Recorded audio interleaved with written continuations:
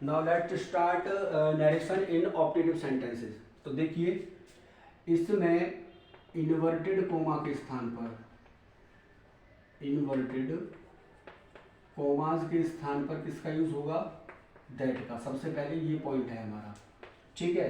दूसरा पॉइंट इसमें क्या होना चाहिए हमारा, यदि हमारा सेंटेंस, यदि सेंटेंस स्टार्ट होता है सेंटेंस विश्ड, मतलब इच्छा और कर्ज्ड, अगर ये दोनों शब्द आपको अगर दिखते हैं कहीं पर भी, कर्ज्ड स्पेल सही है क्या? नहीं,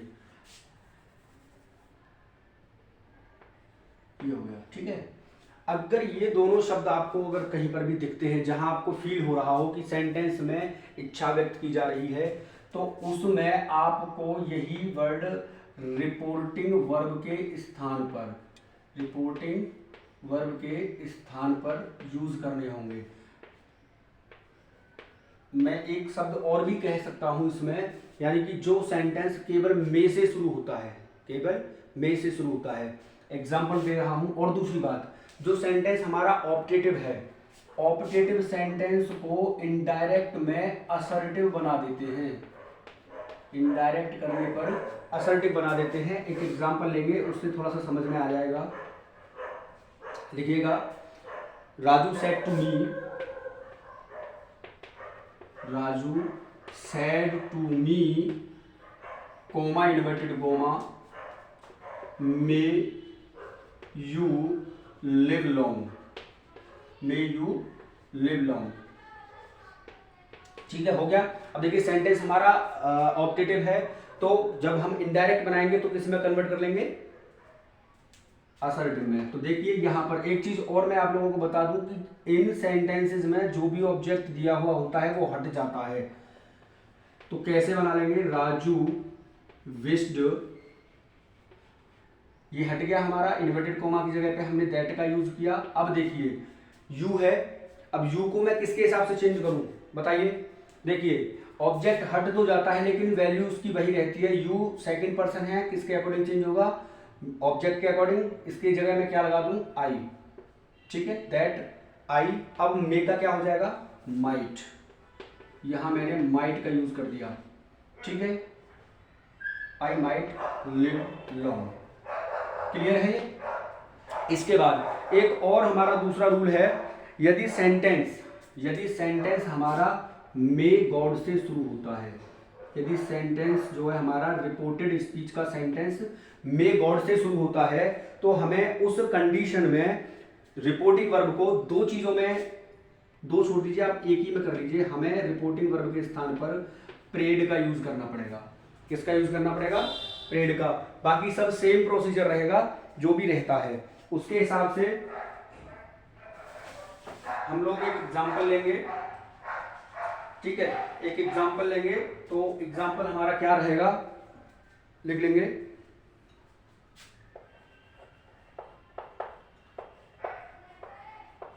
Rajesh said to me, comma inverted comma, may God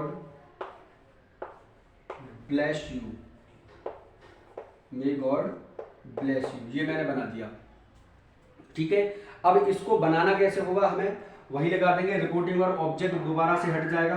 तो यहां पर मैंने लिख दिया राजेश प्रेड, प्रार्थना कर रहा है, और वही इन्वर्टेड कोमा के स्थान पर क्या लगा दिया मैंने? दैट का यूज लगा दिया। अब दैट के बाद में, अब देखिए यहां पर गॉड, जो भला जो कर रहा है वो कौन कर रहा है? गॉड कर रहा है। मे की जगह इनडायरेक्ट में क्या हो जाएगा? माइट हो जाएगा, माइट ब्लेस। अब देखिए यहां पर, अब कन्वर्ट किसको करना है? अब यहां पर मैं यू रहने दूं या किसको रहने दूं? या तो आप यहां पर यू रहने दे सकते हैं, या फिर आप यहां मी भी रहने दे सकते हैं, क्योंकि इसी के अकॉर्डिंग चेंज हो सकता है हमारा, ठीक है। तो अब ये ऑब्जेक्ट में है, अब उसी के अकॉर्डिंग मुझे मी करना होता, लेकिन अगर मैं यहां मी करूंगा तो ये ऑब्जेक्ट मेरा नहीं बनेगा, क्योंकि ऑलरेडी मैंने ऑब्जेक्ट हटाया हुआ है, ठीक है। Is that clear? नोट करिए फटाफट।